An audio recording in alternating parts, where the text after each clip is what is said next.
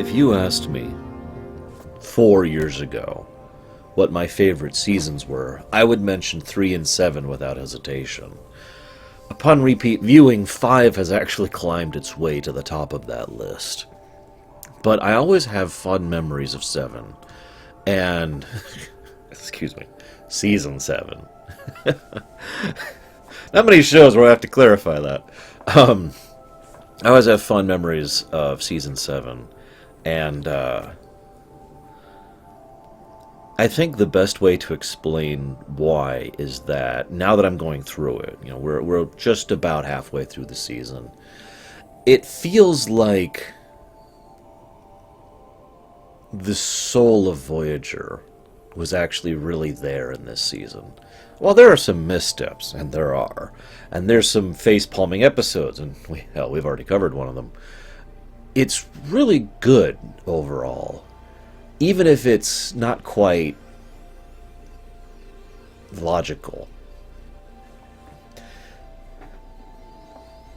I feel like in several cases, and this episode is a good example of that the different pieces involved all just kind of lined up. I give a lot of credit to actors, directors, and writers, but I have to admit and understand, and I always say that with this preface, or in my head at least, excuse me, I don't always say it out loud. There's several dozen, if not hundreds, of people that make a television episode happen. And I feel like in a lot of cases in Season 7, the pieces all just lined up to make this perfect Tetris block. In this episode, I do have to give special praise to the acting on basically everyone's behalf, but especially Roxanne Dawson. This is her episode, and really, really her episode. But in addition to that, it's actually kind of funny because Roxanne Dawson does have experience being pregnant semi-recently, within the last few years of this episode happening and being recorded. So a lot of what she did on camera was inspired by how she actually behaved prior to that in real life, back when they were trying to hide her pregnancy. I would also give credit to the writer on this one. I forget his name, but I wrote down a list of episodes he's written. It's very small. There's he wrote Critical Care. Great episode. I talked about that one. This episode, The Void, which is coming later, which is also a great episode, and Natural Law, which I don't remember that one that much, so we'll get to that when we get to that one. But with the exception of Natural Law, which is just an unknown, those are all pretty much really good episodes. Not the best, but definitely very good. And that's a hell of a series of it's a hell of a resume, is what I'm trying to say. Now, the directing on this episode was also kind of interesting, but also very well done. It was kind of amateur inventive, I think is the way I want to phrase it, because it wasn't done perfectly. And the guy who directed this was a fairly new director at the time. He was mostly a producer prior to this. But he tried a lot of things to really push things forward. Probably the best scene to showcase this is the scene where B'Elanna is explaining her past to Tom, and the method by which that explanation is happening is the scenes are cutting back and forth between B'Elanna and Tom, and B'Elanna and her dad. Now, I don't want to get too much onto that topic just yet, but it's a good scene. I like how both actors react when they find out they're going to have a child. Especially Paris, because Paris has always been, the wild guy, the Han Solo kind of a character. And yet, when you really sit back and look at him, there is a lot of core integrity and honesty and loyalty and just general chaotic good underneath there. Again, Han Solo. And I do very much like the presentation he does as overwhelmed but happy. He is absolutely overwhelmed by this. This is something he's like, I don't know how to handle. I don't know how to deal with this. Remember, he has a terrible relation with his own dad. He only started reconciling with his dad when he was on the other side of the galaxy and hasn't seen him in years. Think about that for a moment. Now, I am happy that the two of them do actually reconcile, and that's great. But look at what it took for that reconciliation to happen. So he's got nothing. Nothing to go on in order to work for this. Which brings me to a scene between Tom and Tuvok that I actually really liked. First of all, Tuvok's the only one Tom goes up and just flat out basically says, yeah, we're having a baby. Tuvok, of course, having not heard about this, because of course he wouldn't. He's not the kind of busybody.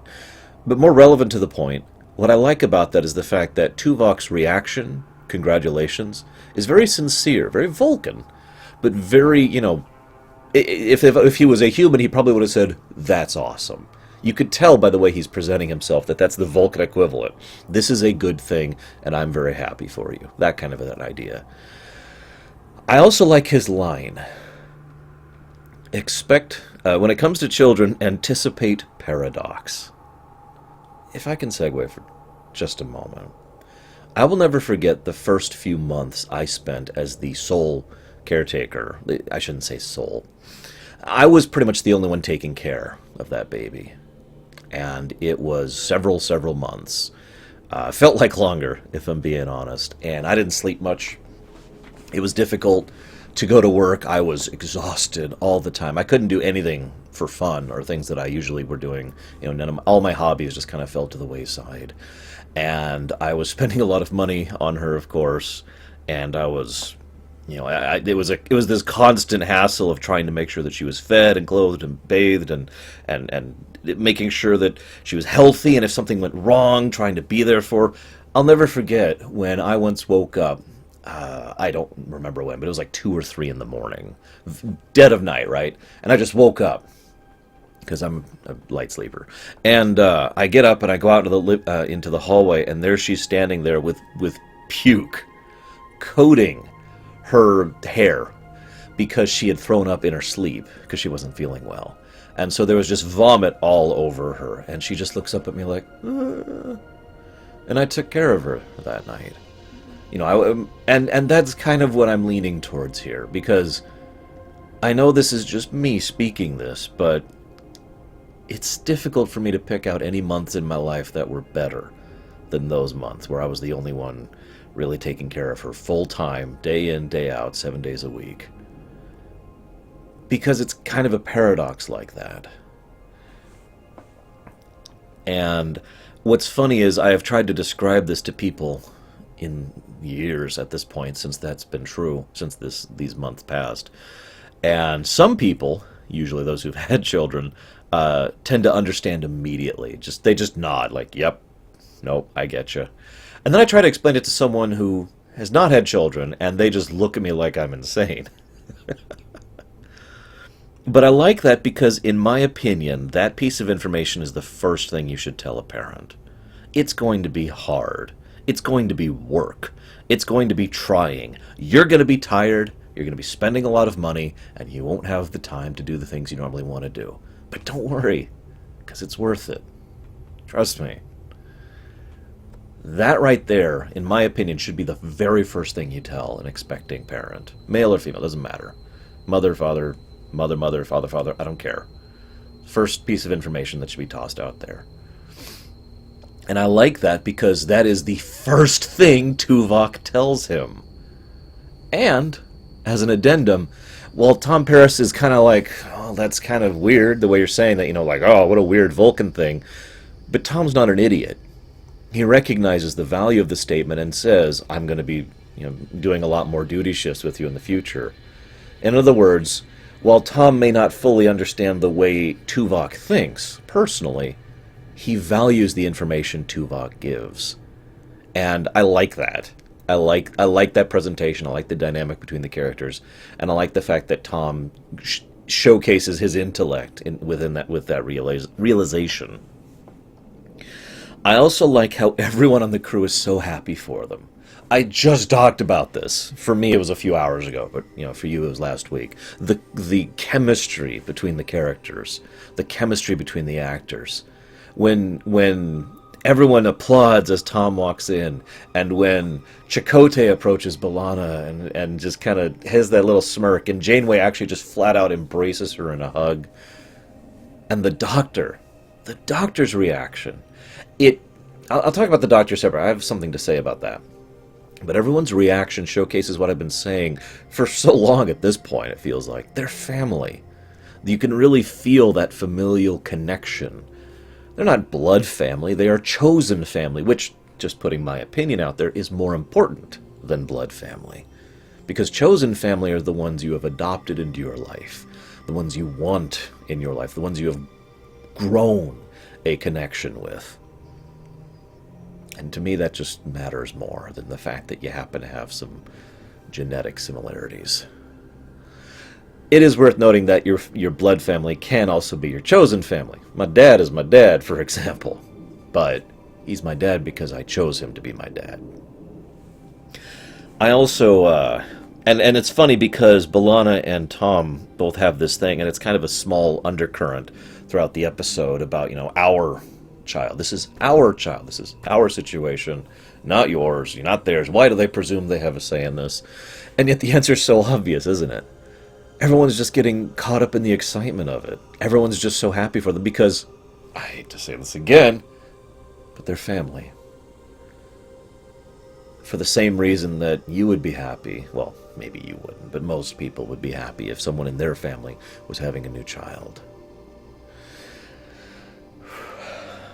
Now, I want to talk about something really quick here. I want to talk about the difference between characterization and character growth. I originally wasn't going to talk about this, but actually this has come up recently by my perspective. Just last week, actually. Someone asked me about the 5 points of story, which I'm going to repeat for you really quick, okay? So we've got plot, setting, themes, characterization, character growth. I don't always do this in the same order, but these are the 5 points of story, right? All of these make up the story. You with me so far? But a lot of people have asked, why do I separate characterization and character growth? Characterization is all about fleshing out an individual, adding layers or complexity or what have you, depth to a character. Character growth is about arcs, how a character changes, how they alter, how they view things. Either they become softer or harder or morph or understanding or become villains. All of that would go under character growth. You with me? This episode is all about characterization. Nobody really undergoes any character growth in this episode. But this is an in-depth examination of B'Elanna Torres, the character. One of two, actually. And the irony is the other one was written for frickin' Worf. Get to that in a second. But this one was all about Torres. Written for Torres, performed for Torres. It was as clearly and definitively set up for her. And it does distinguish itself by being absolutely separate from the Worf storyline. Here's the thing. Worf's a great character, and I mean that sincerely. I think they did some great stuff with Worf. I like Michael Dorn as an actor, and I'm glad they turned him from something other than the character he was in Season 1 to the fully fleshed out character we know him as today. Worf was a Klingon. An ideal Klingon. Raised by human parents. And that in many ways informs almost all of his character. I'll be talking about this more extensively when we go through TNG, especially when we get to the episode Family, which really helps to highlight Worf as a character. But my point is, Worf is a Klingon who always embraced that, and who was picked up and raised by parents who not only loved him, but walked into it knowing what they were getting into. The simple choice of a man and his wife to adopt this little Klingon child, this orphan, and the significance of the emotion behind that and the impact that has had on both Worf and those around him. That's Worf. Torres is a half Klingon, half human. Now, first of all, I just want to take a momentary aside and say props to Star Trek for mentioning the biological problems breeding between those two races, because those should exist. There are biological problems that can exist from a human mating with another human, and I'm not even talking about within close relation to each other genetically. There's plenty of genetic problems that can happen within our own species. So the idea that there's complications between species is something that is so logical that to me that should just be a duh factor. I like that they acknowledged it, and I like that they used one of Star Trek's greatest strengths, its medical technology, in order to explain how they're going to bypass that problem, in order to make things proper. I like that a lot. So Torres is already kind of an unlikely coupling to begin with. There aren't many half Klingons, half humans. Also, keep in mind, historically speaking, Torres was born in 22 or 23, I forget the century, but 79. Also, same year Harry Kim was born, by the way. How's that for a bit of fun thing? B'Elanna Torres and Harry Kim are the same age in character. Anyways, B'Elanna Torres was born in a period of time when the Klingons and the humans were not buddy-buddy again. They had started the bonding process after Star Trek VI, and then a few decades passed and the incident happened with Enterprise C. And then, moving forward a bit, there was a bit of an unstable region there, and then the issues with the Romulans, or excuse me, not the Romulans, the Cardassians and the Tholians happened, and that led to the Klingons and the Federation kind of slowly getting closer, and across TNG, that bond actually was strengthened, right? In other words, this was a point in time at which they weren't enemies, but they weren't exactly friends either. It was also right on the cusp of the golden era of Star Trek. The Winds of Change era is what I like to think of that as, and I believe Sci-Fi Debris uses it the same term. From real life, that's where we both get the term from. I mention that because, historically speaking, this is a point in time at which a Klingon was just enough a source of derision that despite all the high-minded ideals of Starfleet and the Federation, it would be pretty common to look down upon someone like that. And it probably would have been really rough to live like that. And that leads me to my point. And my point is that I'll be skipping that point and talking about other stuff. I want to talk about some other stuff first. B'Elanna's tampering with the genetics is very interesting to me because she dances around the truth. She is like, no, this is about her health. This is about the baby's safety. This is about making sure those redundant organs are okay. And she uses what most people should immediately recognize as an incredibly illogical argument. It's basically the argument of, if you go out driving today, you could get run over. You could have a car accident. Therefore, you should never drive again. In fact, you should sell your car. That may sound ridiculous, but that's just because I'm putting it in more blunt terms than she did. It is the same argument she's trying to make. There is a possibility of some disease situation with regards to some of her redundant organs. Ergo, we should ensure that her entirety of her Klingon DNA is removed when she's still a fetus. You can see the extremity of the argument and how illogical it is.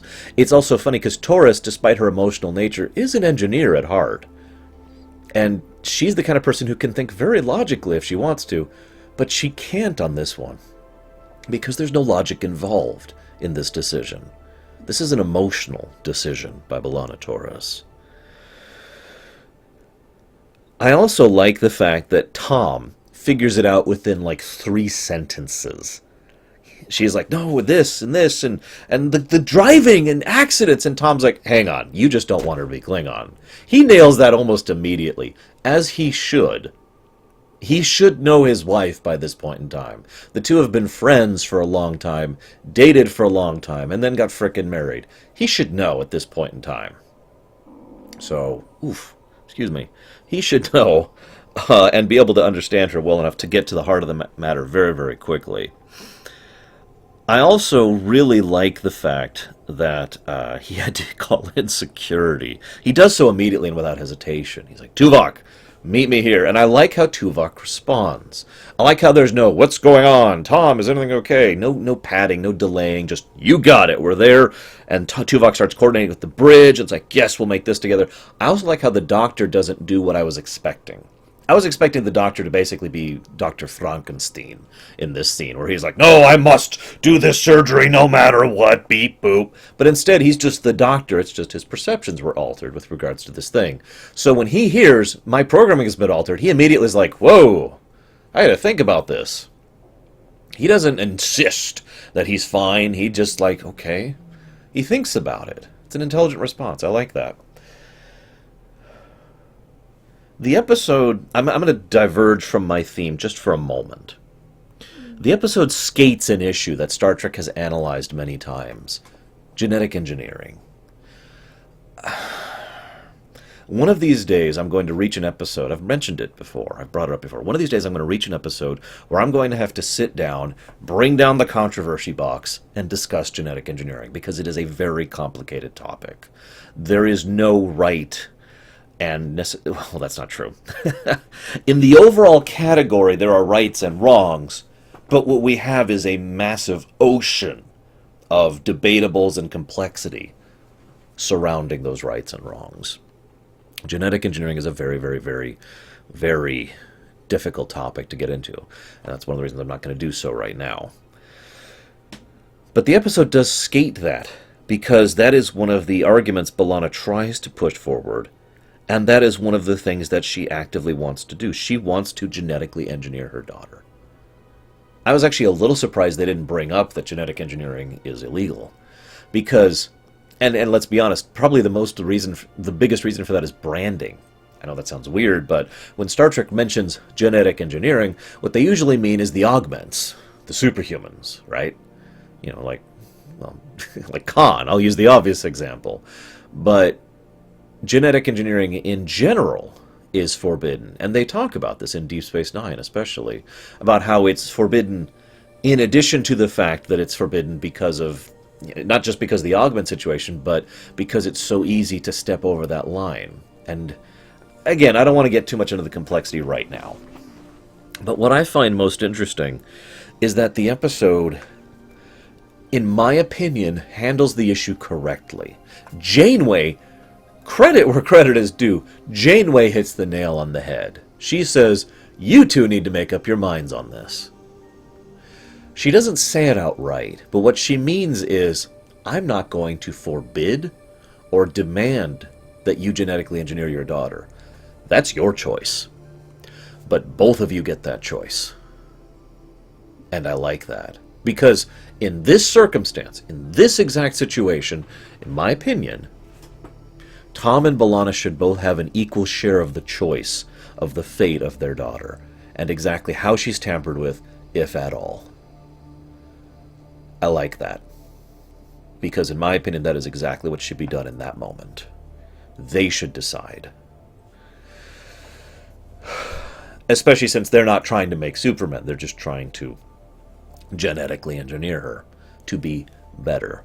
And I put that in quote unquotes because the definition of better is dependent on the individual.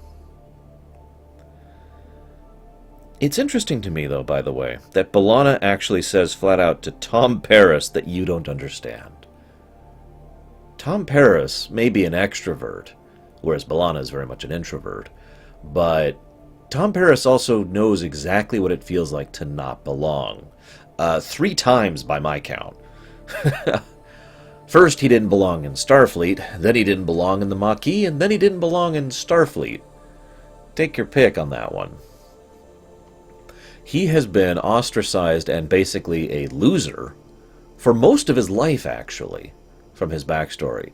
It wasn't until Voyager gave him the chance to be what he could be, gave him the tools to try better, that he actually started reaching out for his aspirations and became a better person. By the way, that's character growth right there. Tom Paris, and as he developed, that was a very definitive arc, especially in the first few years of Voyager. But I mention that because you'd think Tom would actually understand exactly what it's like to be the one person everyone's looking at and just kind of, you know? In fact, it's actually funny because that was in Caretaker, if you'll remember. They actually specifically had scenes dedicated just to ostracizing Tom Paris in Caretaker. But I digress. It is funny, though, that B'Elanna constantly adopts an offensive position. I don't mean as in she's trying to offend people. I mean the opposite of defensive. B'Elanna doesn't actually get defensive in this episode. She does one of 2 things. She says no and just doesn't discuss it, or she tries to attack people. I don't mean literally, I mean verbally. Like the barb she threw at Tom. What would you possibly understand of this? There are several other instances of that. I love this because this truly explains how this works for B'Elanna. Because it's not really want. How do I put this? It's not really about the baby. That's the really interesting thing about this episode. And the episode takes its time to get there. A lot of the earlier scenes are framed and phrased in such a way so that you think she's just worried that her daughter will be bullied or made fun of or ostracized for being a half Klingon. And at first, it's one of those things where it's like, yeah, I could go with that. But then when you think about it, Tom's counterarguments are very valid. That may happen when they get back to Earth, but here on Voyager? No way in hell! They've got Borg walking around, for God's sakes. Plural, I remind you. Never mind the other aliens and races that they've got walking around. Never mind the fact that, and I hate to keep pointing this out, family. They're not going to bully her. They're not going to make fun of her. They're not going to ostracize her. She will be welcomed and embraced by the crew of Voyager. Or at least she would have if she ever had a chance to be born in such a circumstance. Ironically, she is born in the episode Endgame, so when they get back to Earth, go figure. But you get my point, right? B'Elanna, that argument is invalid. And again, B'Elanna's arguments are not logical, they are emotional. But to really emphasize my point, that's not what's on B'Elanna's mind. B'Elanna is not worried about her child. She's worried about Tom. It takes the whole episode for her to finally open up about that. Because she had a crap dad. I'm just going to say that as blunt as I can. She had a dad who bailed. And that sucks. And so, it's very understandable how someone who is already ostracized and is already an introvert would wind that wound so deeply that it takes so long for her to even admit that that's the real problem for her. She's worried Tom's going to leave. She even says word for word what her dad said. How are you going to be able to deal with 2 Klingons? And I like Tom's reaction. Man, I can't wait for it to be more. Because this is Tom Paris, the one who has grown. A person who, again, being blunt, is a better person than B'Elanna's dad was. This is a person who's going to be like, look, I want a family, and I want it with you. He now has a taste of what it's like to have that kind of life, and he likes it. He likes being the idea of being a father, of being a husband, of being surrounded by those you're close to. He knows what family feels like now, and he just wants it more. And you could see that in the way he acts towards you. It's one of the reasons why I want to give McNeil some credit, because the way he acts in this episode seems a bit off until you sit back and put yourself in his shoes and realize that this is what he's always wanted. Under the hood, Tom Paris is exuberant. He is so happy about this. And that's why it just becomes more and more confusing to him. And he keeps trying to understand it, trying to wrap his head around it, and failing because he doesn't know what the issue is. He thinks this is about the baby. Maybe B'Elanna doesn't want to have a child with me. Maybe she's upset because of the Klingon thing. Maybe she's upset because of emotional imbalance. And if you watch the episode, he keeps nailing these points one by one as we go through. It's like, maybe it's this. Nope, that doesn't resolve anything. Maybe it's this. Nope, that doesn't resolve anything. It's not until they're in the sickbay at the end he says, we're talking this out. I want to know what I'm missing. I want to know what's wrong. And when it finally comes out, and the relief on his face, oh, you just thought I was going to leave. And that makes, he doesn't say that, but he almost should have, because at that point it's like, oh, thank God it's nothing, because he's not going to leave. But it's so understandable to see her point of view, too, isn't it? Just because you're introverted doesn't mean you want to be alone. That's not how introversion works. That's being a loner. That's a different thing. Because B'Elanna wants this too, remember. She wants the family she never had. Her mother and her never got along, and her dad was kind of a dick and ended up bailing on them. Now, she has started Has that already happened? Has she started talking to her dad again? I actually can't remember. I know it's the same actor. It's either before this episode or after this episode that she will reconnect with her dad and start to try and mend that fence. And that's good. That is the kind of thing that should happen, in my opinion. At least the attempt. But he made a mistake. And I think even he would admit to that mistake at this point in time. At what he did was wrong. Just wrong. Incorrect. So, no real father, no real mother. I mean, honestly, the closest person to a family she had before Voyager was Chakotay. By the way, I do like the way how Chakotay managed to, once again, have very natural and logical chemistry with B'Elanna. I mentioned this in a previous episode as well. Shattered. Because he comes up and says, "Why don't you come up with a name for a baby?" And it's such a simple scene, but you can just see that connection between the two of them there. Because, really, he basically was her father figure, one way or the other. I like this episode. It's got a lot of soul to it, or a heart, if you prefer the terminology. And this is probably the most definitive B'Elanna Torres episode we've ever gotten. And it's good stuff. I hope Season 7 continues to be good in the future. For now, I'm going to go ahead and sign off. I'm actually going to send a message to my mother right after this. No joke. I'll see you around, guys.